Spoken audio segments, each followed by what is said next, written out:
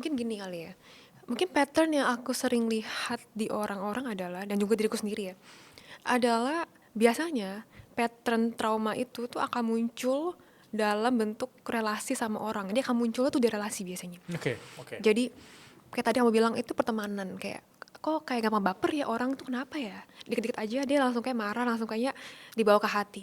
Itu kan relasi ya, relasi sama orang. Nah, ini juga terjadi banyak di hubungan percintaan romantis suami istri gitu, pasangan itu juga terjadi.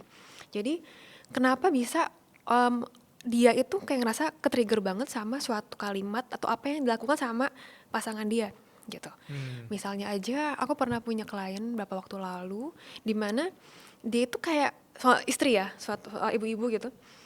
Nah, dia itu apa ya, merasa suaminya itu kayak kurang catch up gitu ke dia gitu. Hmm. Kayak terlalu pemalas, punya kepribadiannya beda gitu. Kayak Ya. istrinya itu lebih produktif, ambisius, suaminya tuh kayak males dan lebih kayak udahlah gini aja nggak Hmm. apa-apa gitu Hmm. ya, terima aja apa adanya. Dan dia ke-trigger banget tuh. Jadi dia punya emosi yang banyak banget di sana sehingga dia jadi itu membawa rasa dendam, rasa kecewa ke Hmm. suaminya gitu. Itu kan ya betul, suaminya kan seperti itu kan memang kepribadian dia Ya. gitu kan. Dan tadi seperti yang kayak tadi aku udah bilang lagi, kita nggak bisa ngubah orang bagaimanapun juga. Kita bisa Hmm. coba omongin baik-baik, kita bisa persuasi, kita bisa diskusi dari hati ke hati. Cuma pada akhirnya pilihan untuk berubah itu kan di orang lain, Hmm. ya kan? Jadi pada akhirnya ya istri itu yang perlu untuk mengenal sebenarnya kenapa dia perlu suaminya untuk ikut kayak sama kayak dia. Ada apa di sana gitu? Kenapa dia Hmm. butuh suaminya untuk ambisius juga gitu?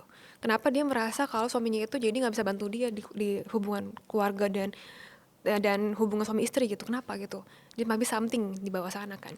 Dan akhirnya emang kalau di flashback lagi itu ada hubungannya sama orang tua dia.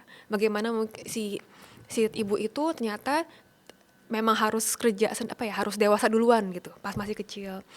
Dia nggak punya sosok ayah yang bisa Hmm. diandalkan. Itu Ya. muncul lagi di Ya. hubungannya sekarang. Itu kan kayak pattern yang terjadi lagi, ya kan? Kayak Hmm. berulang-ulang gitu.